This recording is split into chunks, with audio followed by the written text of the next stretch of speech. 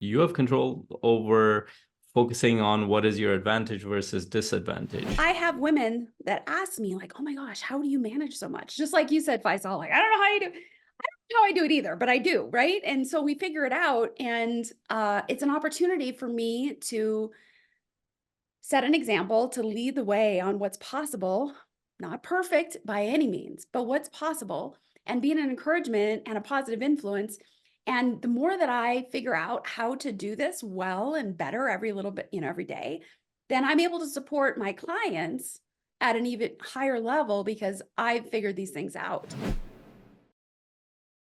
What's up, Coaches Nation? This is Dr. Sherry for another spicy episode of the Coach's Journey podcast. And the reason I say spicy is today we have a topic we're going to talk about that, even though words are super controversial and you might get triggered or annoyed or cheering us on in our perspectives, our experiences, the things that we've noticed.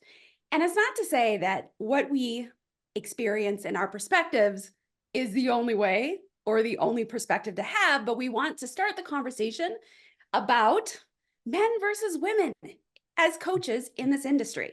So we're going to talk a little bit about how has the coaching industry shifted and where might it be going, but then zoom in to how is being a coach like for a male versus a female. And since we have both a male and a female host today, this is the perfect conversation.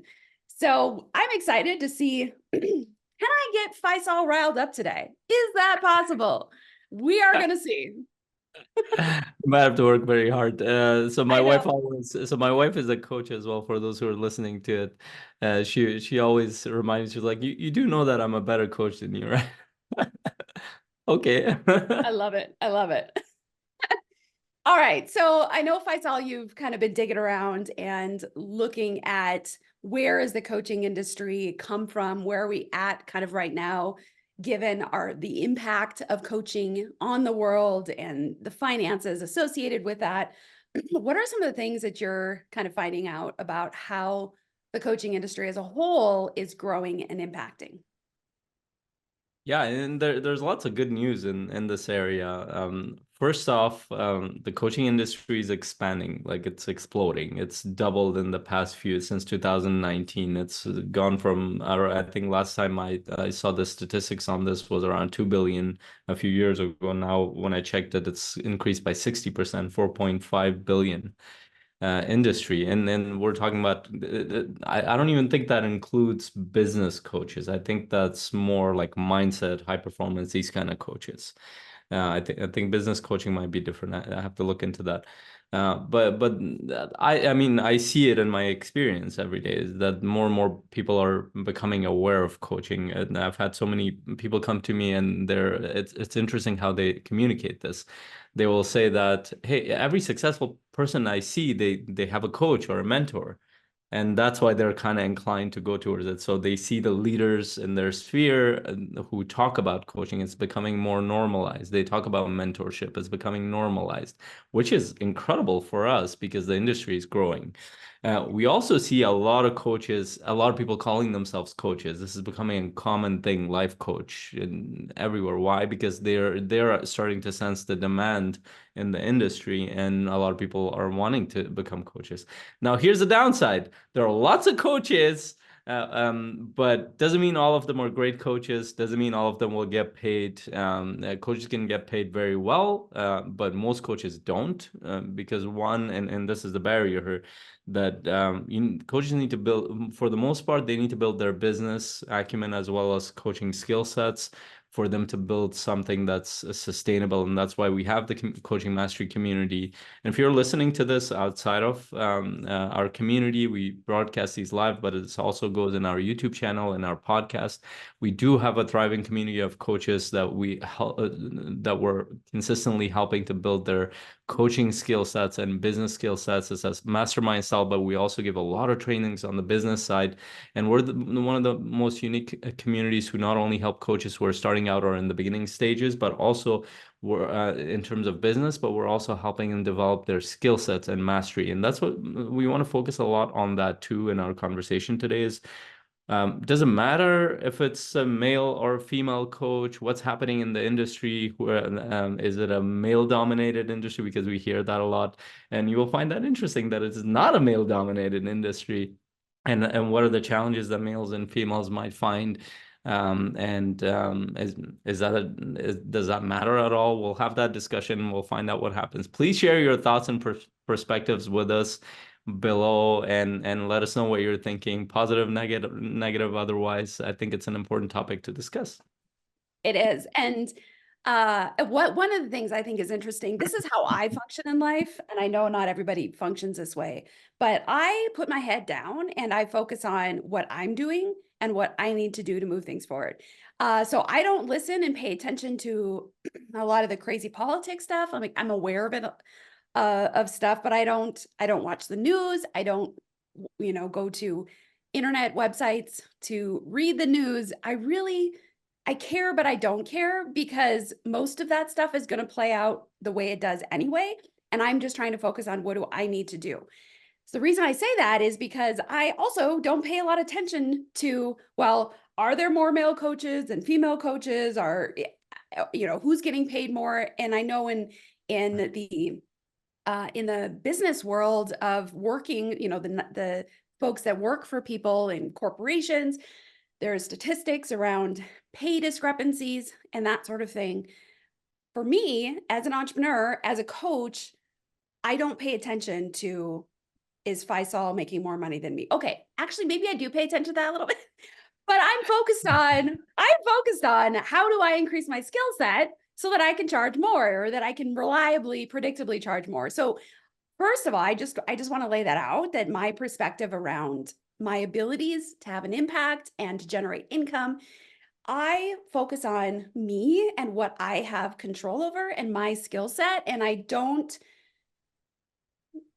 kind of have, I have a little resistance to blaming society and the world. Not to say that there aren't legitimate constraints, but I'm just saying, for me, I don't focus on that stuff and I don't go down that path. Yeah. And maybe it'll be useful for me to share my perspective on this too, Yeah, so people know where we're coming from.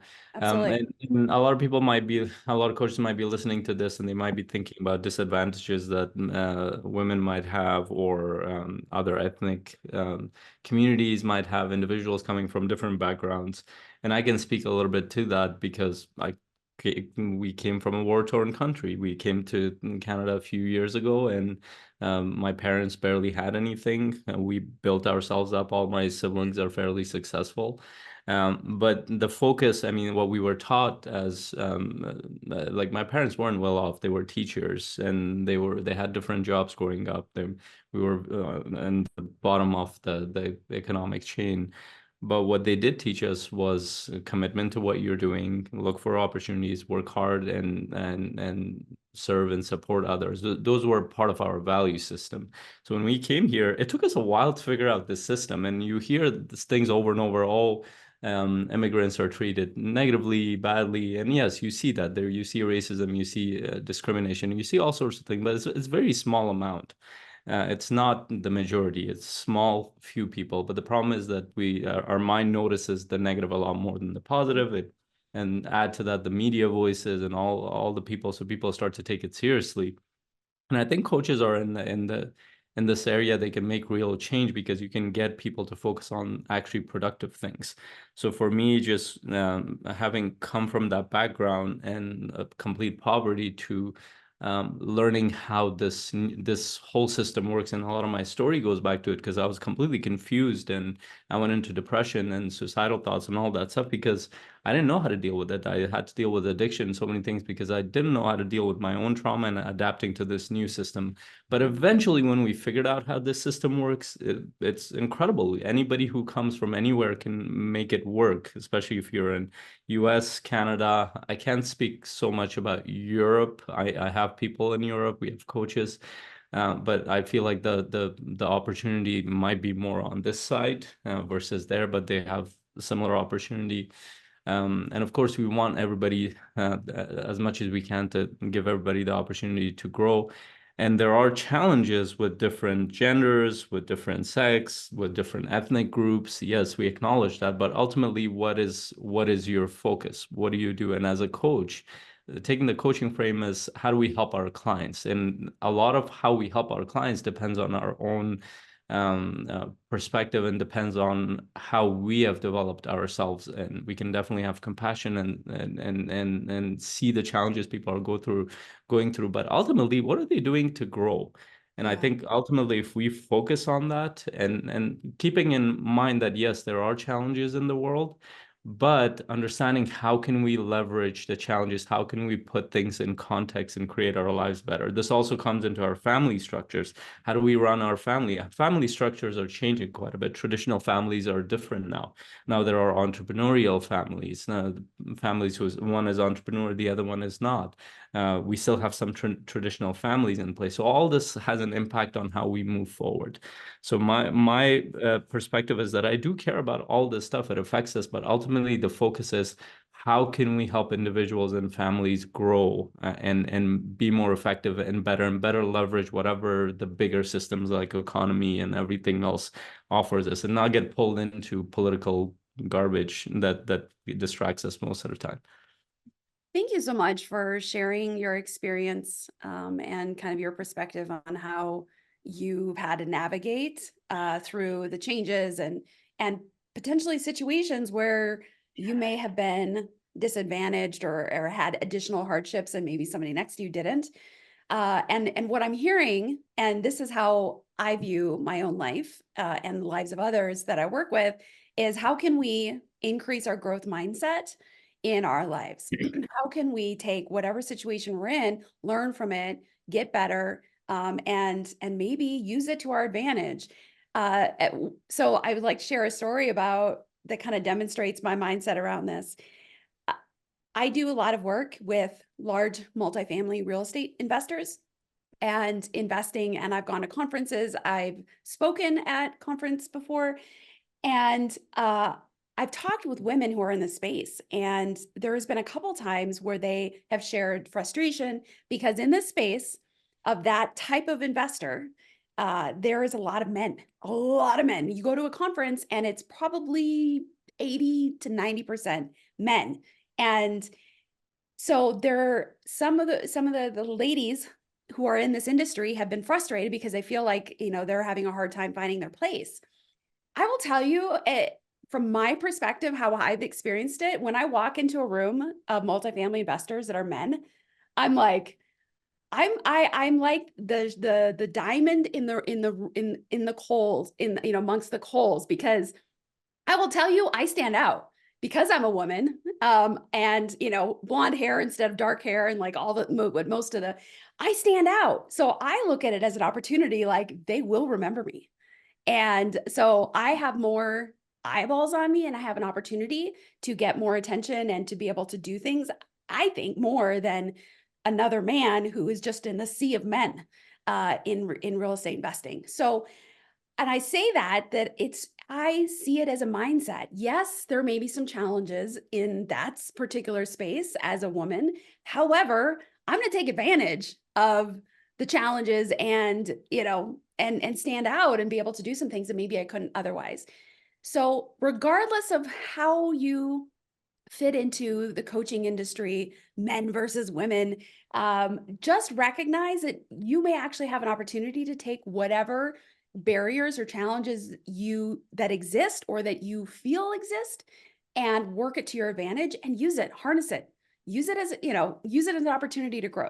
I think that is the power that we as coaches have with our clients. This is what we're trying to help them overcome and live their best life so we can apply it to our own lives as well.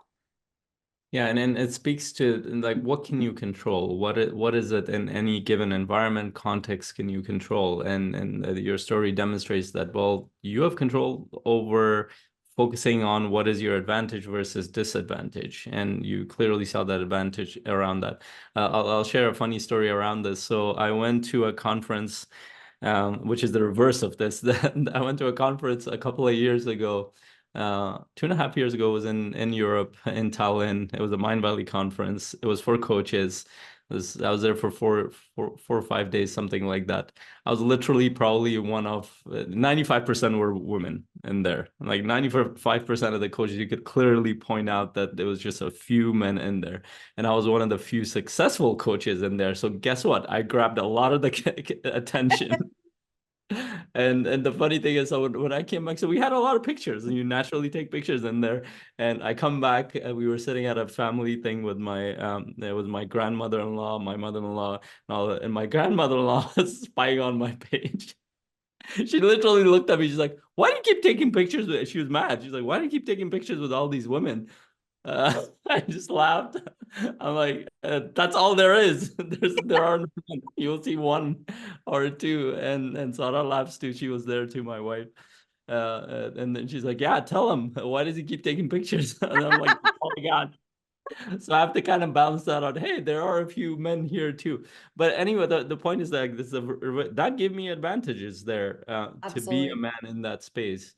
And also another story, I actually helped a client in the real estate space. Who is a woman. She became very prominent. You know her. Actually, we interviewed her, Julie, on this call. Where initially, when we started working together, she felt it. She's like they were mostly men, and the time that I work with her, I'm like, okay, how can we use that as a leverage? Actually, she had a lot of advantages around it. A lot of men wanted to help her. A lot of men wanted to move her forward. She built her podcast. Some of the influencers wanted to be on her podcast because of the fact that she was a woman, because they wanted to give her some support to move up.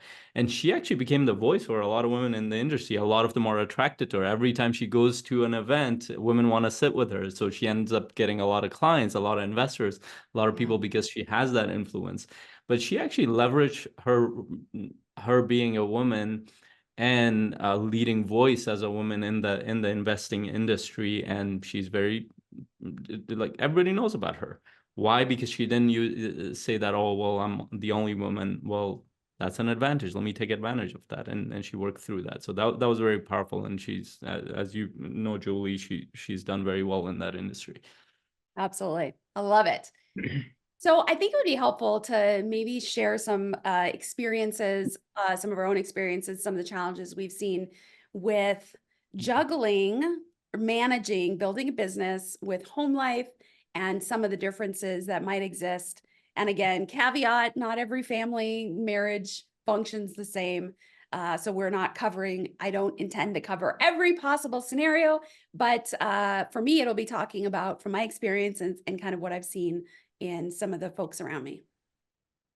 Yeah, I think that'll be useful. And just one specific statistics that will help people understand is the coaching industry is 75% at this point female, and 25% male. There are more and more men coming into the industry. Many of them might be a mix of high performance business type of coaching, but all sorts of coaches are coming in.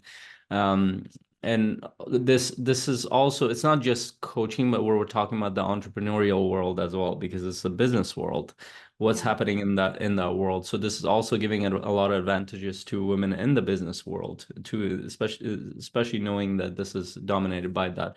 But I love what you're going with this, that I think everything comes down to family life. How this impacts, the opportunity impacts how we are within our families, how we're growing, the kind of family structures that we're creating, and that's changing quite a bit in the world. It's not everybody has traditional family units, and Yeah. my wife and I have experimented with this in different way, but actually we've ended up with more of a traditional family system. So maybe we can explore what the opportunity actually is, what might be the challenges for males versus females, because our roles might be a little bit different. Even if it's more modernized version of it, it's still different because women tend to be with kids more Yeah. versus men. And how does that move forward? So maybe I'll let you get started, because you're in an entrepreneurial family, you have 4 kids. I don't know how the Yeah. hell you do that, and you're helping your husband run the business, and you have your own business. So that there's a lot of things you're doing. I feel like I'm doing one thing. There are a lot of things. And so just for, again, kind of clarity's sake, my husband and I, we've been married for over 25 years now, and we have 4 teenagers. We're both entrepreneurs. He is 100% in real estate. in a variety of ways. And I do coaching and I do real estate investing and some things like that. And I support him in his business, and he sort of kind of supports me. He supports me emotionally in my coaching, whereas I'm like a little bit more of like organizational system support for him in his business.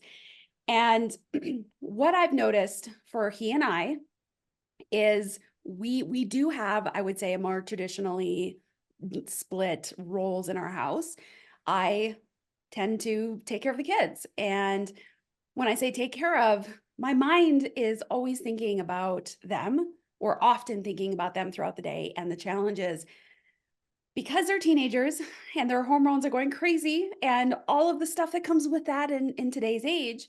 There's a lot of challenges that they're experiencing that I pick up on and I notice, and I'm thinking about problem solving and how to help them that he isn't. Now, I would say on one hand, I'm a coach, and so my mind has conditioned on how to identify problems and nurture to solutions and things like that. So I think part of it certainly is added to by my training as a psychologist, now as a coach. But I seem like I am a woman, and that's how I view my role, how I want to be. I can't imagine abdicating my what I believe is my kind of God-given part of being a woman and a mom, is the nurturing. Like that just comes natural to me, and it's not as natural to my husband. And there's a lot of, there's a lot of there's a lot of research that's kind of talks about, how dads tend to be wired being more rough and tumble, and there's, so there's a lot of that. But my experience is it's harder for me to move my business forward in the momentum that I would love to do it, because I'm multitasking so much. I've got all of these things that I need to do. My husband will go, whether he's at our home office or whether he goes to our outside of the home office, he dives in and he's in real estate from like 7 a.m. to sometimes 11 p.m. And he loves it. And he gets so involved and with some of the challenges with raising kids, I know that if I don't bring it up and have a conversation with him, he's not even thinking about it, but I am. And so that's a difference that we have in our family. And I'm okay with that. Like I've released frustration and anger and, all that stuff, like why? And really just leaned into, this is the way that we are choosing to for our family to be. And one of the challenges is then I don't have uninterrupted time chunks like he does to just focus on my business. So I think my business is slower and is not as big and impactful as it could be right now. And Yeah. sometimes I'm super frustrated with myself because I see other people, like I'll see you, Faisal, and I'm like, oh, he's got this all set up, and like, but I also remind myself I'm choosing to put a lot of my energy towards what I ultimately feel for me is the most important thing that I can be about right now, and that is being a mom. There will Yeah. always be another coach for my clients or potential clients. There will never be another mom for my kids. And so for me, it's reminding myself and bringing myself back to that choice and that belief that I have that my kids take priority, and being okay with the business not being as impactful and as big and as I would love for it to be. So that's kind of been, that is the challenge that I've had and that I kind of keep coming back to. Yeah, that's incredible, and I want to celebrate you as a mom of four teenagers, and on top of that, helping your husband, and on top of that, running your own stuff. Like that's not easy to do for anybody listening. And that takes, I mean, just the mental and emotional bandwidth that you have to spend on thinking about your kids and what they're doing, what they're going through, and constantly being interrupted. That is huge. I don't know how I would function. I don't think I can function in that way. I have a favorite saying with my kids. When I go in there, they start talking like, Baba has one rule. I can only listen to one person at a time.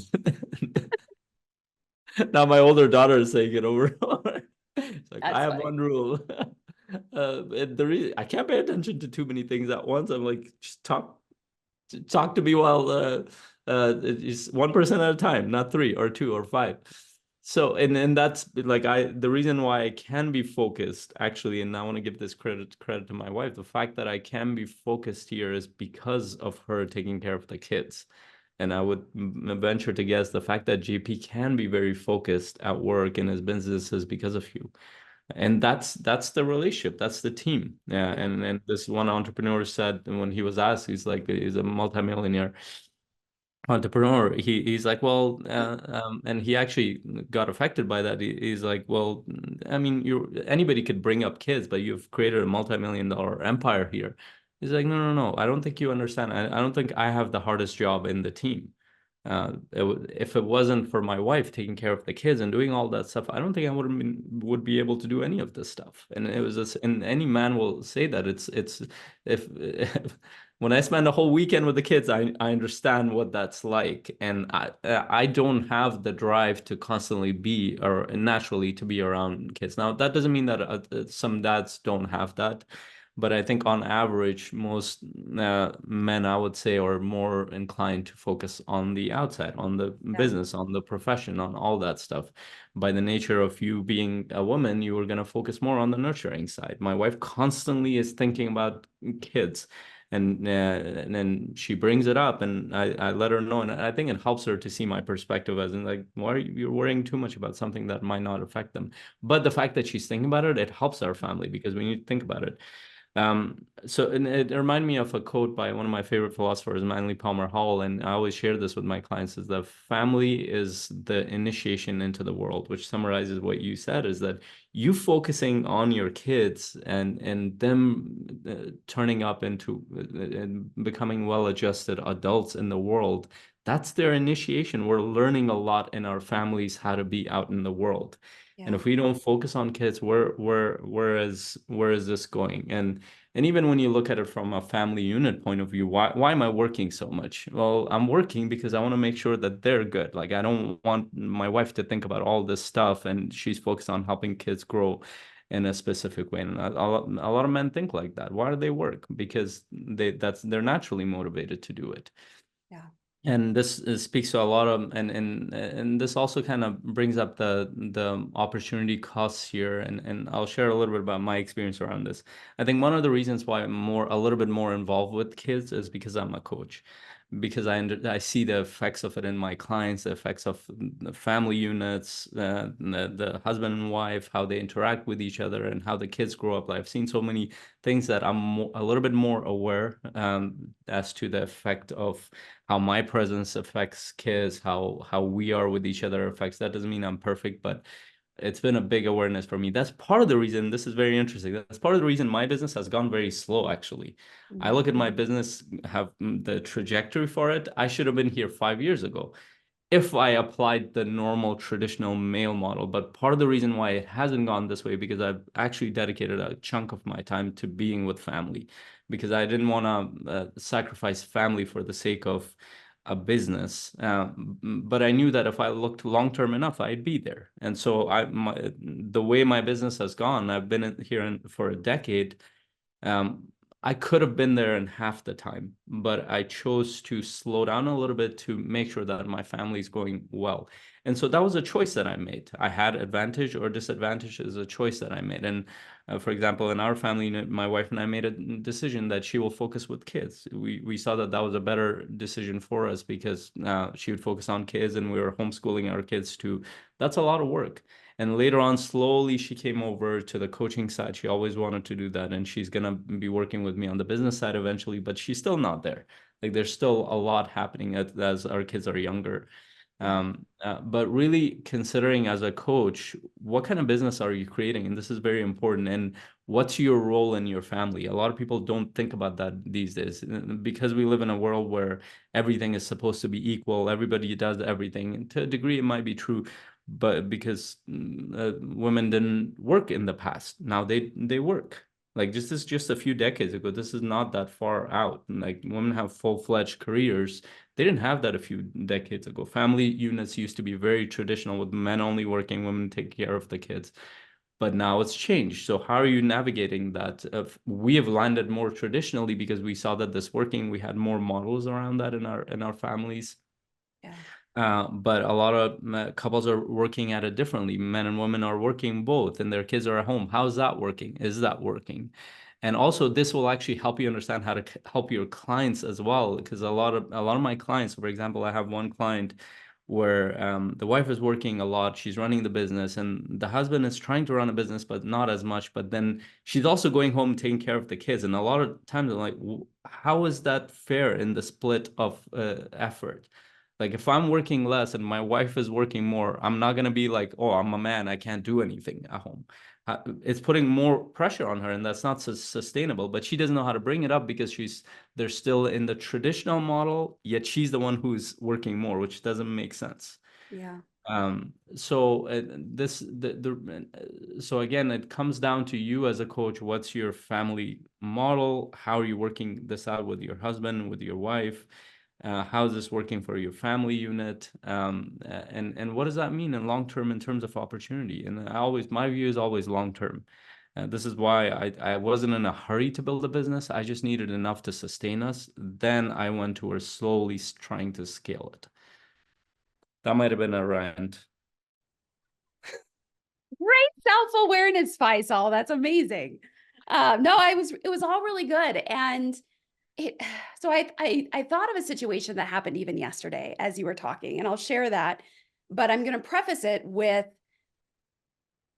how it fits into your view of long term, because I think that I have settled into that perspective as part of how I'm managing the way that we have decided for our family to function with my husband and I and our kids.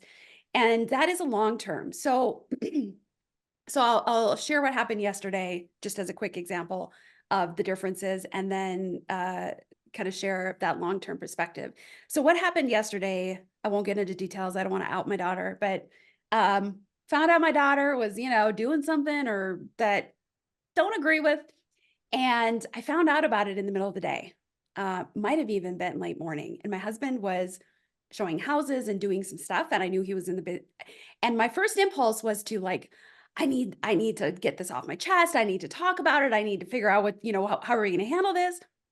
And then I stopped myself because I thought like, I don't want to disrupt his day. I don't want to interrupt his flow of his work and what he's doing.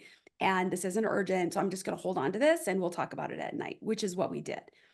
But I use that as an example of, as the nurturer, as the one that is the most engaged on a daily basis throughout the day with my kids and their lives, this is a common thing that happens is I find out about something or realize there's something that we need to strategize or talk about as a parental unit, and I have to I choose to sit and hold it, which is taking space in my brain at the same time that I'm then trying to do work and other things. And I use that as a skill building opportunity. I could look at it and be frustrated and be like, it's not fair. I could do that, but we've made this decision. And rather, I have women that ask me like, oh my gosh, how do you manage so much? Just like you said, Faisal, like, I don't know how you do. I don't know how I do it either, but I do. Right. And so we figure it out. And it's an opportunity for me to set an example, to lead the way on what's possible, not perfect by any means, but what's possible, and being an encouragement and a positive influence. And the more that I figure out how to do this well and better every little bit, every day, then I'm able to support my clients at an even higher level because I've figured these things out. How do I hold my emotional baggage and upset, or whatever it is that's happening in the moment with my family? How do I hold that and compartmentalize that right before I'm ready to jump on with a client, or while I still have some tasks that need to get done to move things forward in business? So I think that is a skill set that I see that I have been really good at moving forward and developing. Again, so far from perfect, but I'm better at that than I was before. And now I have a capacity to help my clients in this way because I understand the struggle and I get it. And Yeah. so so the long-term perspective, as you were kind of talking about, Faisal, may not be for me. It may not be how quickly can I build my coaching business so I can have billions of dollars and millions of people that I've helped, rather, how can I right now serve more deeply and more impactfully just a few clients if that's what it ends up being? And then knowing that I'm building this incredible skill set so that when the time comes where if my kids are all graduated and, they're solidly, adulting and doing their own thing, I'm gonna have some time and emotional capacity back. So then I could choose to use the skill sets that I've so expertly developed over the lifetime of being a mom and a wife that now I can treat and help my clients in an even more impactful way, a more deep way as a result of what I've done. So that's my long-term perspective. Oh, that's awesome. No, I love that. And also, I think it begs the question of, because ultimately it comes down to values, and a lot of what I see especially with the younger clients that I work with, like those who are in their 30s or even late 20s, they have a very different perspective than my generation. I'm 40, and mainly because of the bigger culture. Everything is about, oh, let's try this new thing, which is, I think, good. Innovation is incredible, but there's this framework I learned from, it was in a philosophy lecture around how ancient traditions worked. Ancient people worked. They actually had a framework around this, how they made sense of the world. They had to pass it through three lenses. One was tradition, the other one was their own body, and the third one was universe, nature. So if a new idea came in, they had to make sense of it in relation to, does this make sense in relation to the tradition we've gone through, like their culture, their history, what they've experimented on that before? Does this make sense in terms of their biology? Because their biology taught them a lot about how the world works. And then nature outside, like, does that make sense in terms of how nature operates? And if it Mhm. failed any of those tests, then they didn't want to bring that. But we live in a Wow. world of innovation where everything is up for experiment, but we lose sight of things now. And the way it shows up in people's lives is, oh, let me try this new food, let me try this new diet. So for example, for a while, it became very like, oh no, you should have this kind of diet. But now we're learning more and more that people's genetics have a huge bearing on what they can digest or not. That Mhm. framework would have helped a lot of people, that, hey, let's not lose my traditional foods that my ethnically we were eating for hundreds of thousands of years, and now all of a sudden this commercial food comes out that says that it's better for us because of science. Science is all ever expanding. It's always experimenting. What's true today might not be true tomorrow. So what Yeah. does that mean? The same thing applies to our family structures and our values. I think people let go of values way too fast. I have too. Hand is raised in the past, and I realized the hard way, no, that's not the right way to go about things. So, and this is also a way to explore with your clients too. What are their values within their own tradition? What are their values within their own families, the positive aspects of what they're doing?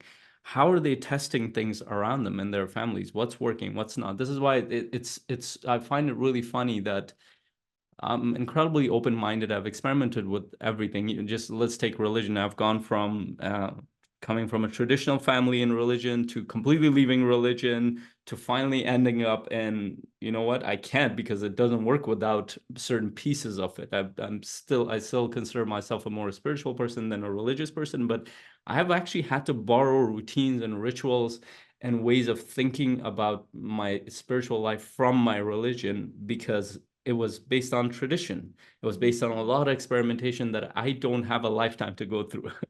So how are you helping your client do that? And a lot of the modern stuff does not work in this area. And how, again, and then it also goes back to how are you working on your own family structure here? What works, what doesn't? And from what I've learned is I'm very cautious in applying new things without any backing from tradition, whether it be in food, family structures, values, religion, anything. Let's look at what our ancestors taught us, and based on that, make better innovations. We don't necessarily, and I think that applies a lot to the coaching world as well. What kind of life are you building? I mean, essentially, our life is not that different from our parents. We're still trying to build a family. Yeah. We're still wanting our kids to grow up and be better out in the world, well adjusted. Yes, we have better technology, we have better easier. We have Uber and Uber Eats. We have all sorts of things that are easier. We have Zoom. These are differences in technology that can dramatically shift things, but it doesn't change being a human being, essentially. You still have emotions, you still have connections, you still have love, you still have to take care of your family, you still have to be there for each other as a family unit, you still have a future to look towards, you still have a community. All that stuff hasn't shifted that much. So Yeah. how are you creating that? And I think the more deeply we look at it and, like Sherry said, tackle the challenges in our own life, the better I think we're able to help other clients as well in this area. I love that. And I love those three components. I've not heard that framework, and I totally am on board with that and think that's amazing. I kind of want to use the tradition thing to like try to beat my kids into not changing the family beliefs and family values. Like, dude, Yeah. there's a reason why we believe this way. But anyway, that's a whole nother conversation about parenting, which we're not having today. What I would like to talk a little bit about before we're done is our experiences around being a female, serving people, and having a coaching business, and then being a male. And I'll start the conversation with recognition that there is an assumption that I uncovered, not purposefully, but accidentally uncovered, that at least in the mental health field, and I would guess that that probably crosses over into the coaching field pretty well, is that there is an assumption that the female therapist, coach, is probably a safer person to work with for emotional issues. And the reason I uncovered that is because I had a mental health practice with 16 therapists working for me. And on our intake questionnaire, when people would call in to the clinic and say, hey, I want to see a therapist, we developed a list of questions to ask them. And one of the questions we ended up integrating into our questionnaire was, do you have a preference for male or female? And the reason we ended up putting that in there was because we started noticing that people would give that preference without us asking, like, oh, well, Brandon has an appointment time on Thursday at 2. Does that work for you? Well, I'd kind of rather a female. We were hearing that a lot. So then we would ask on the front end, hey, do you have a preference? And sometimes they would say no. Sometimes they would say the preference was a man. No, which gives us indication that there's a trauma that needs to get dealt with that probably involved a female. But typically, more often than not, the preference, if there was one, was female. And there is an assumption, right, wrong, or difference, but there is an assumption that a female is going to be softer, is going to be a better, is going to create a better emotional space for emotional challenges. So that's what I've uncovered, which I think is interesting. So I'm curious, Faisal, having known you for as many years as I have, you have worked very intentionally at cultivating your own emotional intelligence and softness in responding to other people. And so in no way would I ever say, oh, a female's going to be a better therapist, or not therapist, but a better coach than Faisal. But I'm curious if there's been situations where you've had to explicitly talk about any kind of emotional connection or those sorts of things, if that has ever come out for you. Yeah, and it's actually come out quite a few times. I've had clients not come into the group calls because it was mostly male in the group calls, and they didn't feel as safe Okay, to that's share it. interesting. And those are things. So I had actually a conversation with another coach who is, it's interesting. She's attracting a lot of female clients when she doesn't actually want to attract a lot of female clients. She doesn't like, and she doesn't put herself out as a coach for women, and she's actually she likes working with men. And I actually like working with women at times a lot more than I like working with men, but I tend to attract men. And we were having a discussion around this. It was very interesting. And she's the one who made the observation. Uh, Actually, maybe I mentioned it. I'm like, I think what I said, if I remember this correctly, is that what I see is you have you have male traits, you have certain male traits, but you're still very women. Like you also have your Masculine and feminine. masculine traits. You have your feminine traits, but you have certain masculine traits that has helped you a lot in the business world. And I have a feeling that's part of the reason why you're attracting more females, because they're looking to develop that part of themselves. Oh, that's interesting. And she's like, maybe that's true for you too. You have your masculine traits, but then you also have some of the feminine traits.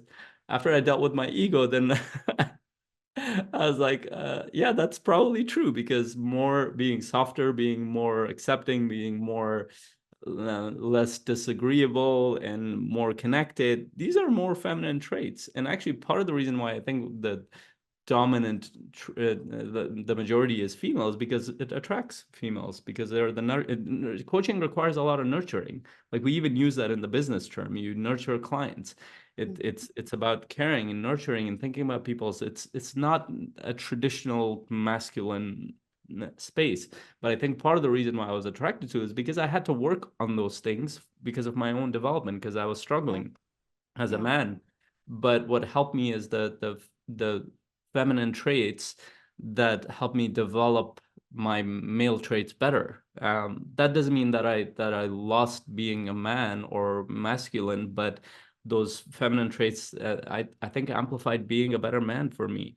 And I Yeah. think I attract it's interesting that I attract more men than I do women. But the women who do work with me, they're more business oriented. They Hmm. want to move ahead in that area, but they see that I can help them in some way. And so part of what I'm sharing here is to also think, and I always say this to to coaches, think like a business owner rather than a coach, because eventually, as you build this out, if you have the ambition, you might create a practice like Sherry is talking about. You might have other coaches working for you or with you. Right now, I have a project where we have five coaches in there, four are female coaches, one is a male coach. In this community that we're working with, most of the clients are female, and they actually don't feel as comfortable working with men. But the male coach was actually requested by this community because certain men and certain female actually didn't want to work with female. So it's just the diversity of having certain different kinds of coaches can actually help people Yeah. move forward. So as you're developing your practice, at certain points, you want to bring different kinds of coaches from different backgrounds. There's also there is, for example, there are certain people that have worked with me because of my ethnic background, or the way my family structure worked. They literally reach out to me because of the way I talk about my family and community. Like, oh, my community is like this. For example, I've worked with Ethiopians a lot. I've worked with certain cultures in Africa. I've worked with a lot of Asians, because when I speak, they feel like I understand them, because our family structures and like we're more on the collectivistic side of the cultures Yeah. versus more individualistic, which is more on the Western side. So when I speak, they're attracted by that. Yeah. So imagine there's nobody on a coaching team that can understand them. They might not be attracted to that, but if you have another kind of coach who has that experience, they might hire them. So thinking like a business owner is, what does your business look like long term? Will you have different kind of coaches in there, male, female, people from different backgrounds? That can actually help attract better people. Again, that depends on your niche and who you're attracting, but it can help to think about it in that way, that you're also running a business. You're Yeah. not just a coach.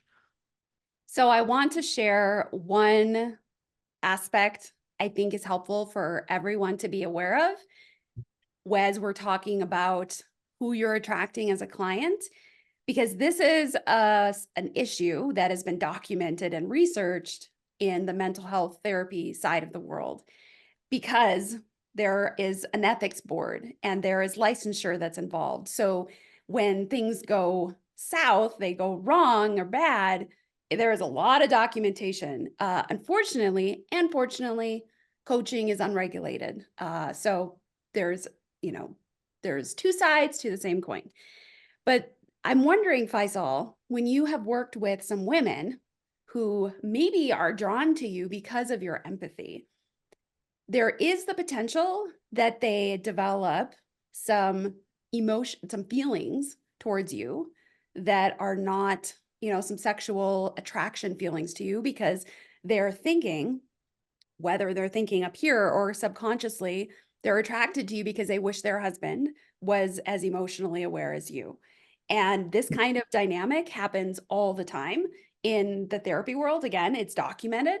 It's called the process is there's transference, countertransference, where there's these subconscious desires that are being kind of being expressed, not necessarily aware. And then as therapists, as coaches, we can respond to how the client is responding to us, and it can get messy.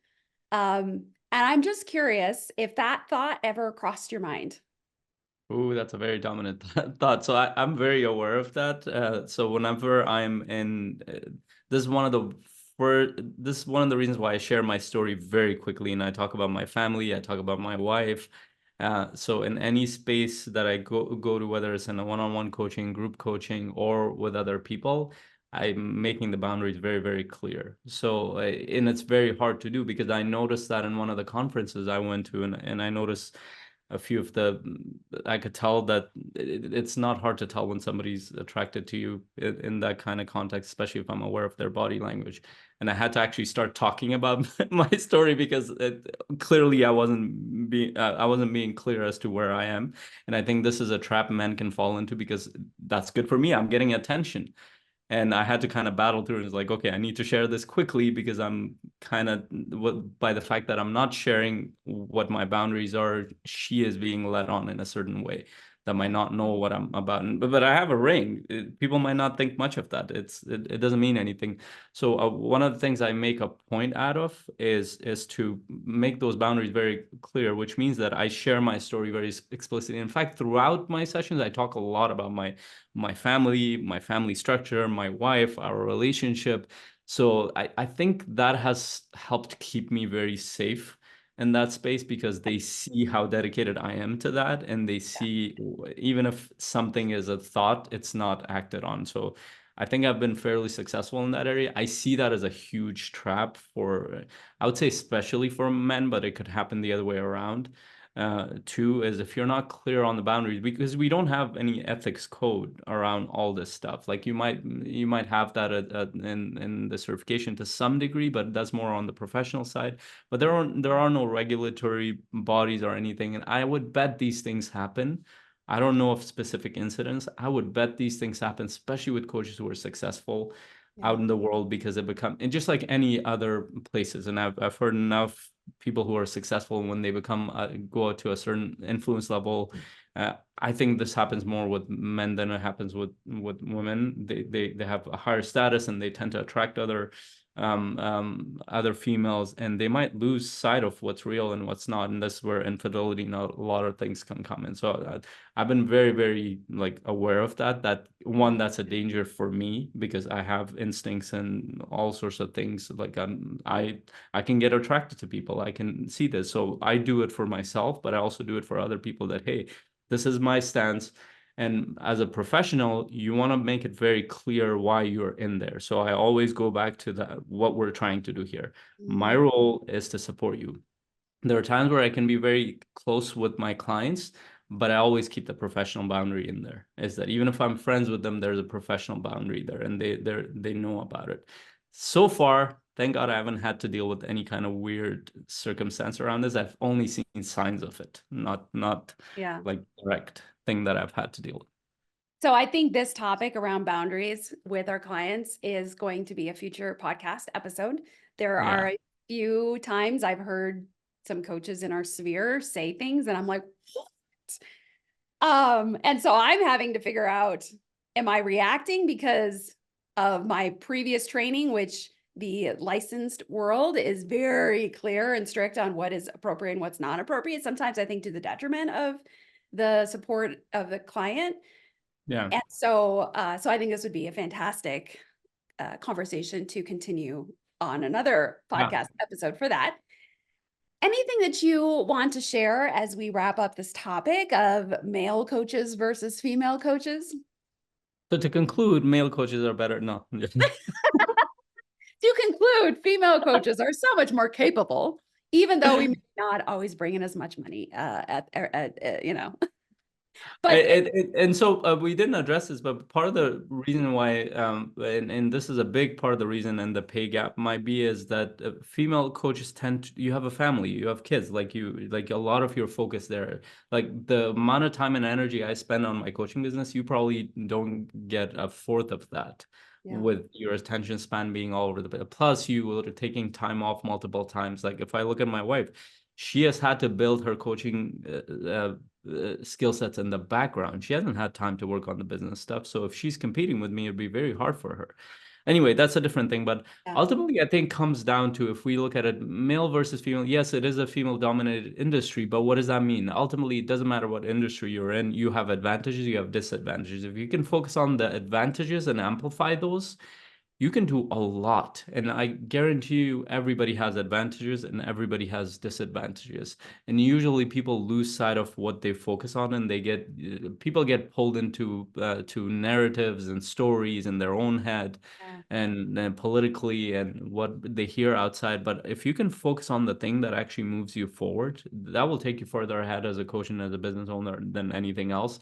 And also, in terms of working with this is dominant stuff with clients. A lot of people think that they're a disadvantage, but when you actually go deeper, they actually have a lot of advantages to move themselves forward. And it's your job as a coach to help them focus on the right things to help them move forward, versus getting pulled into a narrative that doesn't serve them, their family, their whatever they're trying to do.